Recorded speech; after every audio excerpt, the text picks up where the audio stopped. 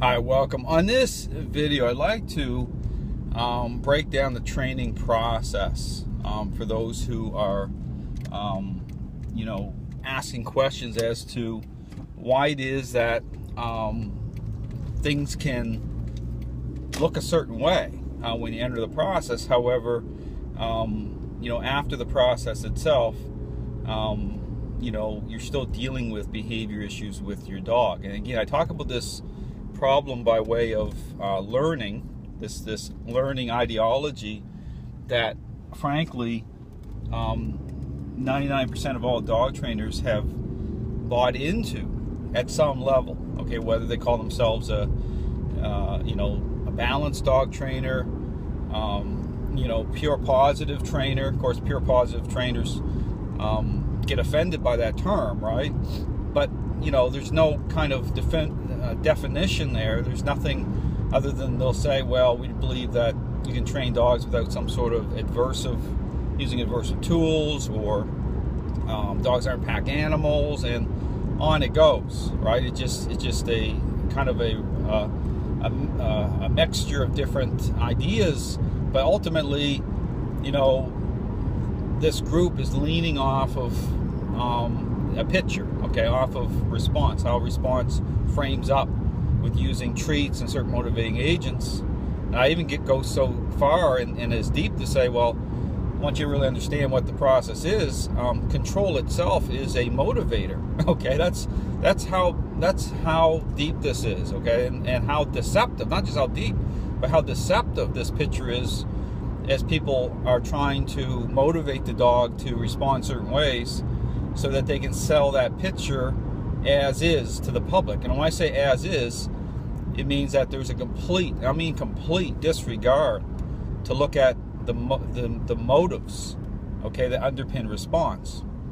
And this issue of control, you're not going to see, and I'll make this point clear, you're not going to see any other trainers out there talking the way that I'm talking about the process and the problems as it relates to training, but also the solution. I get right into breaking this down and offering up the methodology for resolving behavior issues once they've taken hold. Once they're ongoing and you enter a process, I want to be really clear about this. Everything filters through relationally. It's not some sort of learning-based exercise, but if you approach it that way at any level, I guarantee you're putting yourself at risk of having problems. Okay, and it's very, very common. And then the blame game begins, right? The dog gets the blame, the person gets the blame. Very common. But again, getting this issue about the process, again, I want to break this down to help people understand some of these relational dynamics in play here. And so when you get certain groups of trainers, such as these balanced trainers, or even these working dog trainers, okay, who are in almost like their own little world, okay, because here's my point, there's a natural alignment.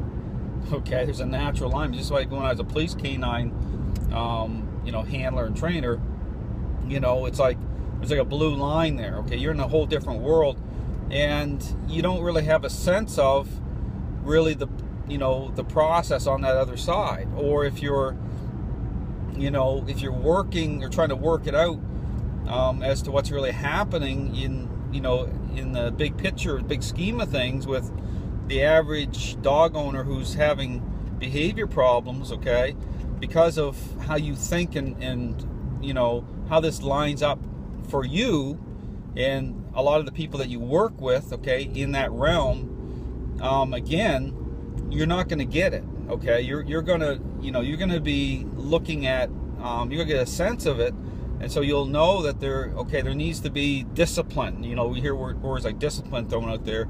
The word no, you got to use certain devices.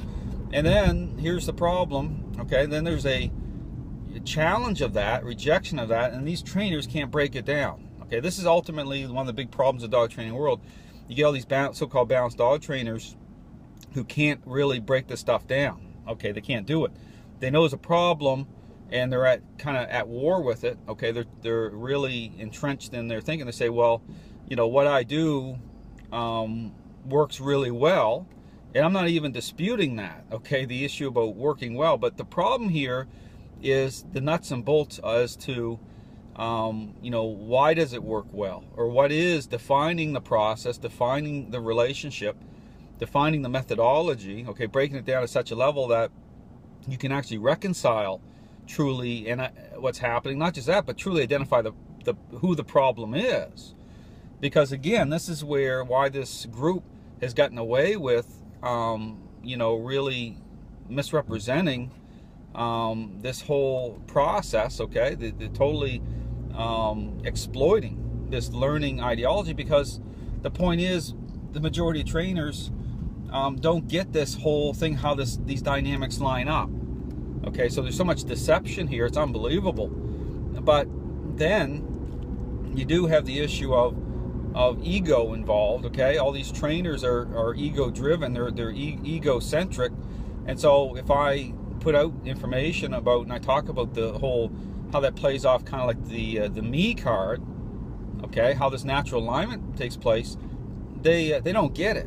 Okay, and so there's a real twist here with this stuff. I want people to understand. But again, getting into the point of the video is understanding the process itself. Okay, you know, so this whole, how these dynamics line up. So for example, if, you know, as a trainer, you know, because of how these things line up, I may incorporate, okay, a certain level or aspects of learning into my methodology, and because these dynamics play off each other, it's going to work out great for me and maybe certain people that I work with. But I'm not still the people coming to me for help.